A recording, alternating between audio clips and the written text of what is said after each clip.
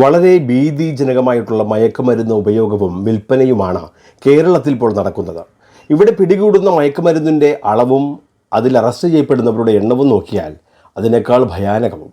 ഓരോ ദിവസത്തെയും ദൃശ്യമാധ്യമങ്ങളിലും വരുന്ന വാർത്തകളിൽ പ്രായപൂർത്തിയാകാത്ത കുട്ടികളും പെടുന്നു എന്നുള്ളതും ഏറെ ആശങ്കപ്പെടുത്തുന്നതാണ്. സത്യത്തിൽ കേരളത്തിലെ യുവത്വം ഇപ്പോൾ ലഹരിയിൽ ആറാടുകയാണ്.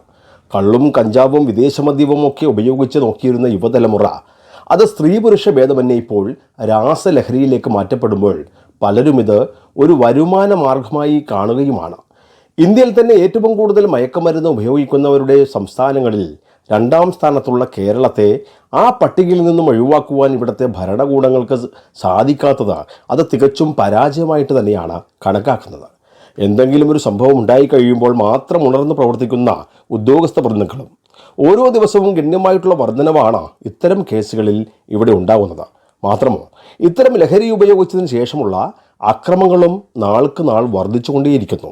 മിണ്ടിയാൽ അപ്പോൾ തന്നെ കൊലക്കത്തി എടുക്കുകയും പിന്നെ ബന്ധങ്ങളാണോ കൂട്ടുകാരാണോ അയൽക്കാരാണോ എന്നൊരു നോട്ടവുമില്ലാതെ ഉടൻ കുത്തി മലർത്തുകയാണ്.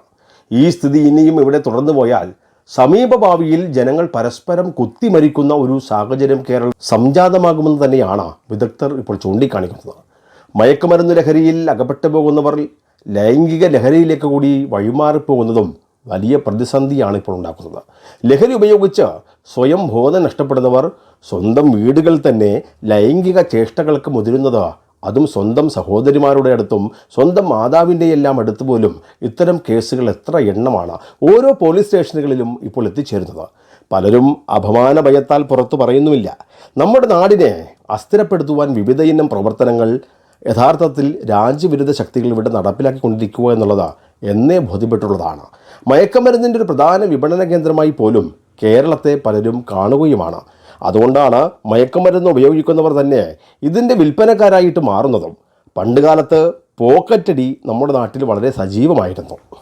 തിരക്കേറിയ ബസ്സുകളിലും ട്രെയിനുകളിലും ബസ് സ്റ്റാൻഡുകളിലും മറ്റ് തിരക്കുള്ള എല്ലായിടങ്ങളിലും പോക്കറ്റടിക്കാർ വളരെ സജീവമായിരുന്നു.